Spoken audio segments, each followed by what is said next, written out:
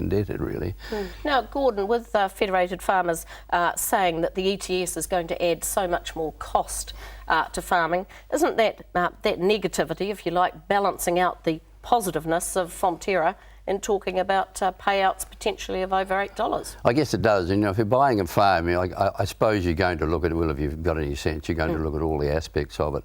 Yes, there are problems with ETS, and I don't think the government can step back now. Look what happened to Mr Rudd when he did it. Yeah, so you don't think there's going to be any back down or watering down Well, I'd of be the surprised. ETS? I was astonished at the response of the Australians to Rudd's back down. And I think they'd set it all up and people had become adjusted to it. I think it was a political blunder of that Key might be very well aware of, I think. Yeah. What do you think, Nevil? Well, Mr Key's a bit of a gambler, and I thought they took a gamble that the ETS long-term is going to be good for New Zealand and enable our farming as much as any other industry to be at a good advantage to overseas buyers, especially those people in Europe and to a lesser extent Asia. So there is a positive sort of side to it, and I think they need to emphasise that. Yeah, and it's a gradual approach to it too. The countries that are stalling and putting it off are going to have an abrupt adjustment. Right. And I think one of the good things about New Zealand's prepared. approach at the moment is it's going to be a gradual one, and it's easier to cope with that than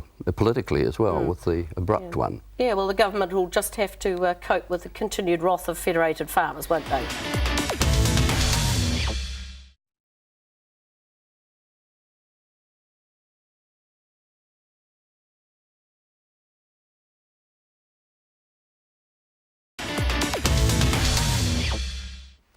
Welcome back. Now it's on to You Said It. Comment in the ag media we want to discuss in more depth. Well, first of all, the find of fruit fly eggs and melons coming in from Queensland. We've seen this a few times before, Gordon, but the threat gets more and more serious, doesn't it? It is it's very hard to keep out as well. What a shame it isn't something we grow here, like, instead of bananas and melons and things, because we could keep them out like they keep our apples out for. Yeah. But it must be a very tricky thing to do. I don't know how. It must require a huge amount of vigilance. Neville, the response of MAF, the biosecurity people, perhaps was a little too self-congratulatory in terms of, we got this one, you're safe with us? Yeah, it seemed to be the whole point, but they do have the technology, and obviously they may be looking for more resources, I don't know, but I mean, it's happening on a regular basis. That's their job. It could be from California, anywhere. And of course it goes in reverse. If we've got to do it too, other countries are doing it to us as well. Well, certainly we've got a very good overseas example at the moment with the foot and mouth outbreak in Japan of just what devastation can be caused. Well, there's the BSE problem in Britain and Europe a while ago. There's been a blue tongue outbreak in China not all that long ago. That's a real serious problem, but I think it's probably easier to keep at bay. The fruit fly thing is a much more insidious problem, I think. It's a real difficulty, yeah. Now, moving on, John Key is quoted in the press as saying the government will kick the tyres before the next election in terms of looking at possible asset sales. Do you think Landcorp might be on the block, Neville?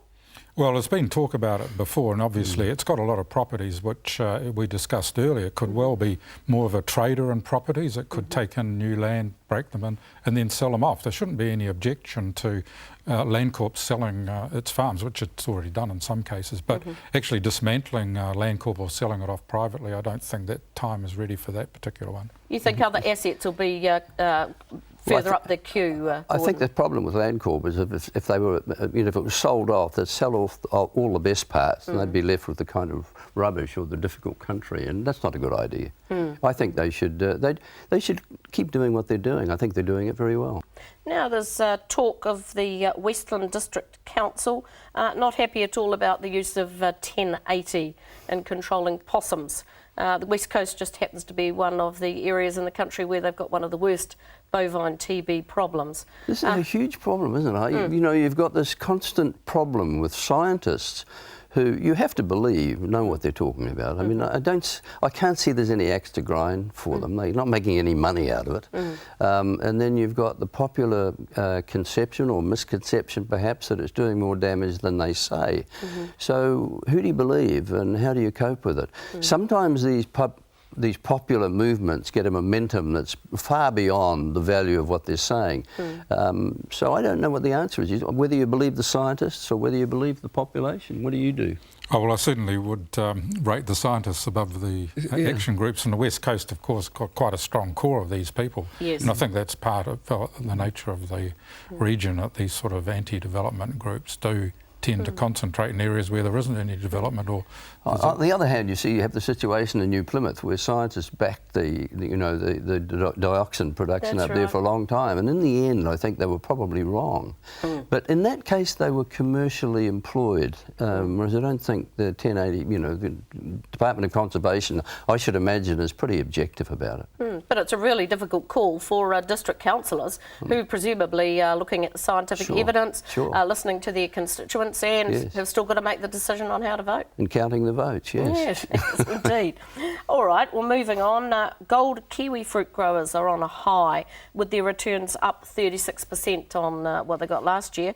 Now, Neville, I understand there are some exciting plans here with organisations outside the major exporter of Zespri. Yes, well, the main rival to Zespri and the company that's trying to break their monopoly in certain export markets, Turners and Growers, is already a big grower of Zespri Gold, but it's also got an Enza Gold. It's just coming on the market now, and they're going to eventually convert all of their orchards to that. And there's one or two advantages of the Enza Gold. We'll notice it doesn't have that big sort of beaky thing on the fruit, which damages a lot of the fruit, I'm told, and that during has the been packing. A marketing disadvantage. And Zespri Gold's got quite thin skin, whereas the Enza's Gold is quite thicker. I think, looking at them, they look pretty much the same.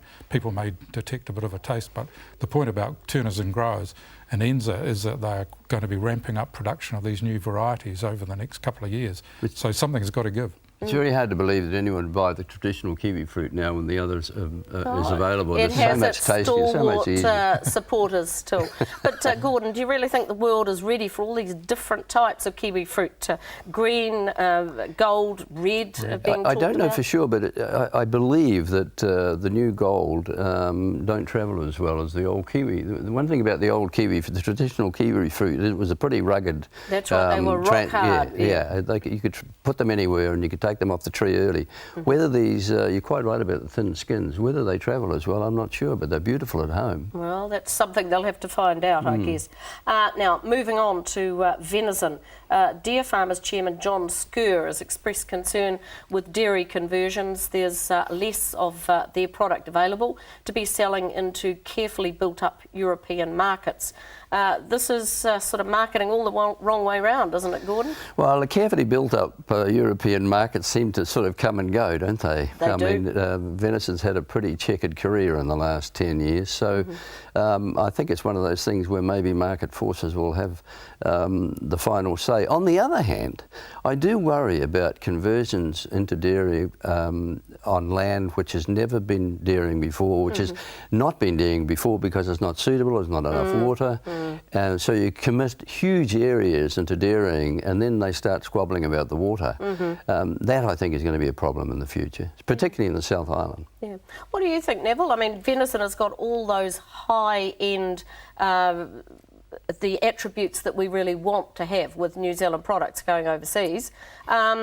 We should be able to supply more of it. Well, there's a hard core of people who've been committed to the industry for a long time, but as we've just heard, their returns at some stages they've been posting heavy losses, and I think anyone will invest in them, or they can build the industry if those returns keep coming. But venison is also, and deer farming in general, suited to different land from dairying. So I would have thought the prime land, flat land, goes to dairying, but they've still got gentle rolling hills and so on. Well, I'm sure the deer like it pretty much. Well, that's the problem, though. It's that very marginal land that goes to dairying, and I find it a real worry. The east coast of the South Island was never dairying except from town milk supply for 140 years. So suddenly it's flooded with huge herds, 3,000 and 4,000 cows. A different scenario altogether. Absolutely. Now, what about in Nelson, where farmers there are expressing concerns about foresters leaving a lot of debris on the ground after logging operations, which all came downstream in recent floods, inundating their backyards and in some cases their houses. This isn't a very good look, is it, Neville? Well, when you chop down a forest, it's never a good look. And unfortunately, a lot of the forests, certainly in the Nelson region, were grown on very marginal land over many periods in plantation type setups, and you know, when you chop them down, you chop the whole lot down, and they do leave a lot of debris. And I was